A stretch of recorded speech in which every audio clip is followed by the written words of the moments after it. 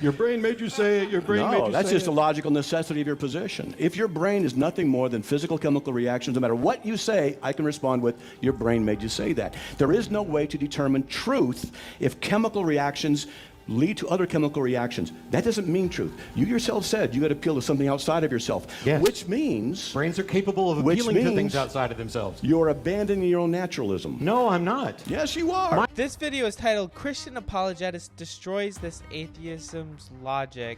So let's get right into the video. Your position is that your worldview doesn't include God as part of an explanatory power, right? Correct. Okay. So that means if God's not part of the equation, then all that's left is our physical realm. Correct. All right. So then that means in the well, no, that's not what it means. Hang on. It's I want to make sure this is clarified. So if God's not part of the equation, that doesn't mean there's not something else. I think we've had this discussion before. Yes. All right. So look, you and I accept that the natural world exists. Right? Wait, hold on. Let me tackle this for a little bit. We're still on the topic here. I was hoping to get on the topic. Well, you brought it up, so we're going to go. I'm just saying that excluding God doesn't necessarily exclude other non-naturalistic things, or okay. Supernaturally. But in fact, I don't include them either because I don't have any reason to think they exist. How about fifth dimension flying spaghetti monsters? Is that okay? No. No? Okay, good. I didn't want that to be brought into the equation later on. Did you have any good reason to think it would be? Yeah. But actually, from you, I'm going to give him a compliment. I'm going to give him a compliment. Because in all seriousness, a lot of atheists will bring that up. He doesn't really do that kind of stuff. He's a cut above. I'm going to give you a little compliment on that. I expect more out of you. Gee, thanks. Yeah, gee, thanks. Yeah.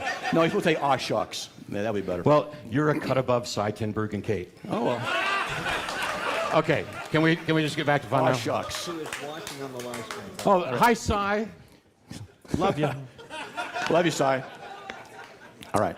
I don't know. I'm not a since your worldview does not include God as part of the equation, then since there's only two things to work with that we can even talk about, the natural world, which you said we know, and there's nothing that we can use as a method to determine the supernatural, we're left with the natural.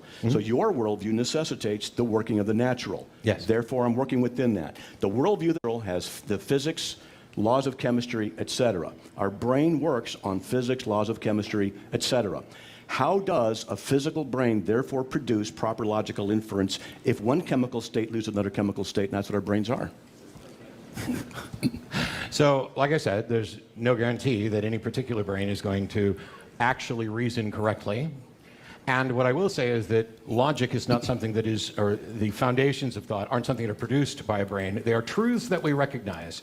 They are the truths demonstrated by a simple Venn diagram that something is either A or not A. That's it. You're not answering the question. Okay, the question is, how can a brain produce logic? How does a brain restricted to physical laws of chemistry and physics? I'm just going to use motion, matter, chemistry, physics. How does that produce proper logical inference? As you said, which I think is very interesting, is not dependent upon the human brain. I totally agree with you. Well, then that means your brain, my brain are different brains. We can't use your brain or my brain to be the standards of logical inference. We can't. We both agree. We both make mistakes. We're both not perfect in logical thinking. What do we point to? We apply to something else these laws of logic.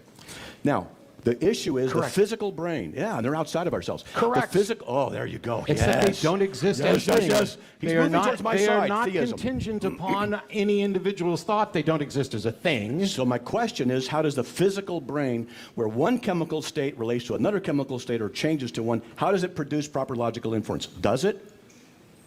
Can it? Can it? Yes. Otherwise, we wouldn't. How would you know? Because we can recognize it through the logic that we just talked about. So, wait a minute. If your brain's saying that, and that's all it is of physical chemicals, you can't say that to be true. Because you don't know if your brain's saying that. That's true. To only rely on your brain for logic could be also a logical fallacy, because if the only thing that you can rely on to find out what is true is your brain, and what if your brain is, giving you false information? That's also very dangerous. You're just saying that. This is the real issue here, and this is truth. What's the definition of truth according to you? Well, look, the issue if you're going to make truth and logic the foundation of it, we ought to get this out. Truth is that which corresponds to actuality and or logic. Okay, so we agree on what And so if truth is what corresponds to actuality and logic, then when a brain reasons, you take the output of that and see if it correlates with logic and with the facts of reality and reason.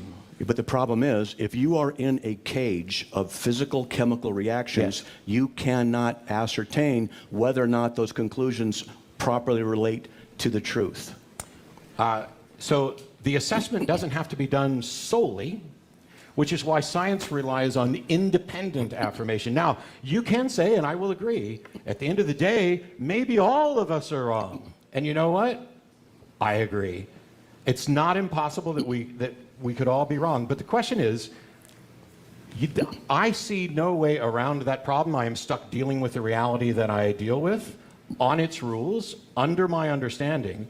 And it seems to me that so is everybody else. The people that I interact with, they use logic and reason. We come to agreement on things. We actually point out where something is in conflict with logic. And if your answer to that is to say, hey, that's just a brain bubbling up the claim that it's in conflict, that you have committed a fallacy, and it's just Zach's brain that is bubbling up in agreement with me that you've committed a fallacy, and all these other brains, and therefore all you're doing is denying that truth is accessible at all. And you don't, your solution, you don't have a solution. Yes, I do. Okay. Yeah, I do. Please tell us your solution. But we're still on this. Well, you see, you know. I think you're squirming a little bit. You're trying, and I understand that. You're an atheist, and your worldview restricts you from being able to think through this, other than me just responding by saying, your brain made you say that. You see, you're the one who says... That's the answer of somebody who's not squirming.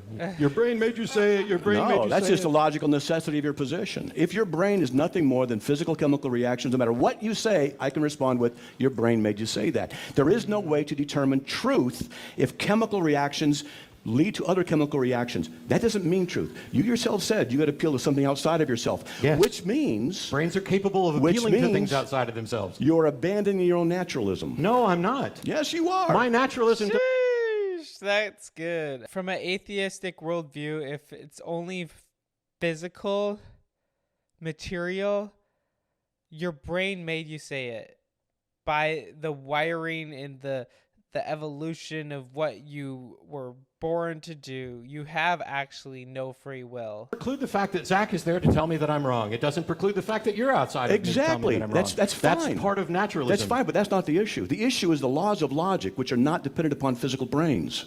Correct. But your brain, I'll try it again. They're not your prescriptive. brain is chemical reactions. I just said something. If it's just chemical reactions, then what I say is irrelevant. What you respond with is irrelevant. It's not an issue of truth. It's an issue of my chemical reactions are better than your chemical reactions. No, it's not. It's about my demonstration of consistency with the logical absolutes, and the facts of reality are more reliable than yours. That's not true. You see, I'm trying to tell you, I'll go over it again and again. Your physical what you're doing brain... is you're demonstrating that you can just flat out deny something. I'm not denying the laws of logic. You can deny something by saying that's not true. What am I denying? But as you said in your talk, something's not true just because somebody says so, and you merely saying that that's not true. If I demonstrate to you a logical fallacy in an argument, and you're in agreement that there's a fallacy there, have we gotten to the truth? Well, the only truth we would have agreed on is that there was a logical fallacy. But, okay, so we've agreed that there's a logical fallacy, right? Yeah. And we don't also agree that the foundations of reason, identity, non-contradiction, excluded middle, are what dictate that particular fallacy? No problem. No problem. Agreed. Sure. So you and I are in agreement that there's a logical fallacy. And you're saying that we can't that we can't say that under my worldview. Yes. Okay? No, you can, no, let me correct. You can say it. I'm not going to play that little game. Yeah, okay.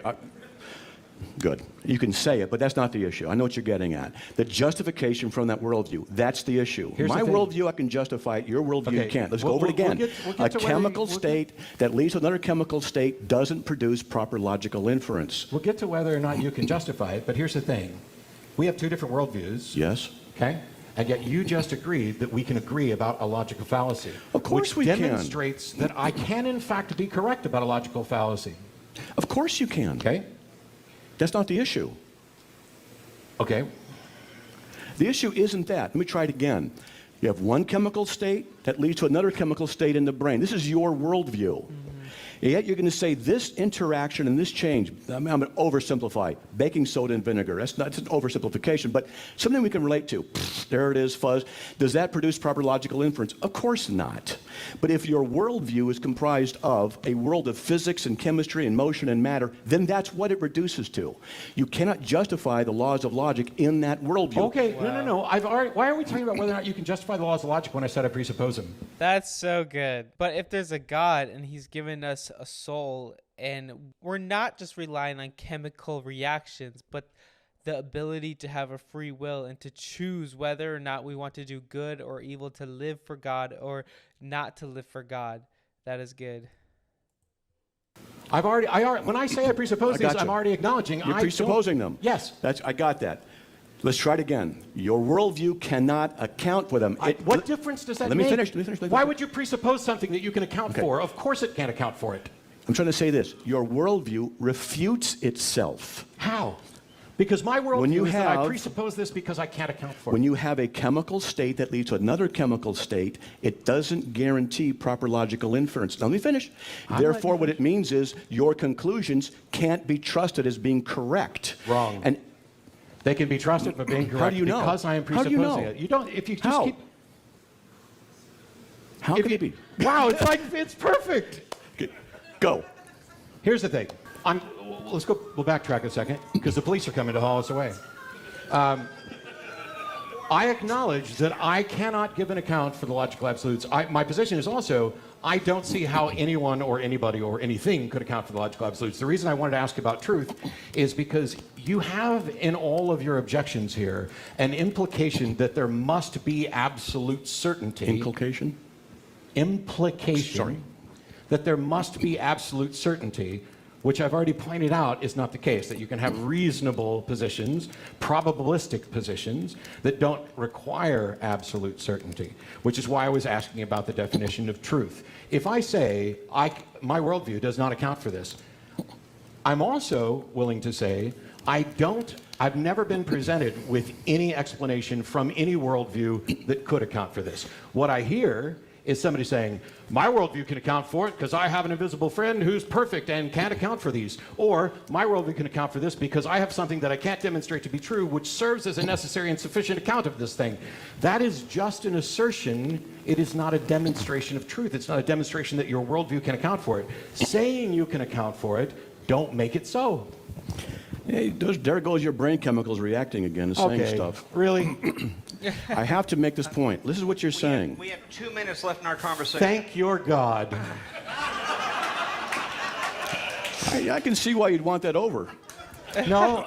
So you say we I don't can have see to why have... I want it over too, because when Let I make an argument that actually gets to a point, you reply as if you're I'm sorry, you're not a cut above, with brain fizz again. Okay, I've made my case. You are the ones who say we don't have to have absolute certainty. No problem with that. My position is not that. My position is that in this particular subdivision we're talking about, it's self-refuting. You cannot trust your own brain to properly represent actuality. You cannot present a rational reason without presupposing that the laws of logic, that laws of chemistry and physics can produce proper logical inference. This is a problem. It's a serious problem inside of the secular worldview.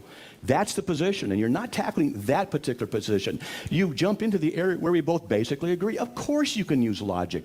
And I have an article on my website. Can atheists be ethical? Of course they can be ethical. Can they be logical? You better believe they can. The issue isn't that. In this worldview, where chemical reactions lead to other chemical reactions, you cannot demonstrate that leads to proper logical inference. And if anything, it can be demonstrated that it could lead to something that's not proper logical inference, which means you shouldn't trust a system. Sure. Where in there did you explain how you can account for those laws of logic? I can account for the laws of logic by presupposing that God exists. Okay. Let me finish. Because the laws of logic themselves are abstractions, and they're universal and universal transcendent abstractions imply a universal mind. Yes. There's a mind outside of us. There's a mind who created us. There's one who gave us all things and there's a God who is good and is worthy of praise. That's very interesting. Very, very interesting indeed. Indeed. Romans 2:15, they demonstrate that God's law is written in their hearts for their own conscience and thoughts either accuse them or tell them they are doing right. So guys, I encourage you to go to Jesus today. Know that he loves you. He's longing to have a relationship with you. Put him first. Guys, in the description below, there'll be a link for you to click if you want to decide to follow Jesus for the first time. It will be the best decision of your entire life. I also have a Patreon now, so if you want to support me on there, you can do that. That's also in the description. Thank you guys so much for watching. Please like this video. Please like this video and subscribe.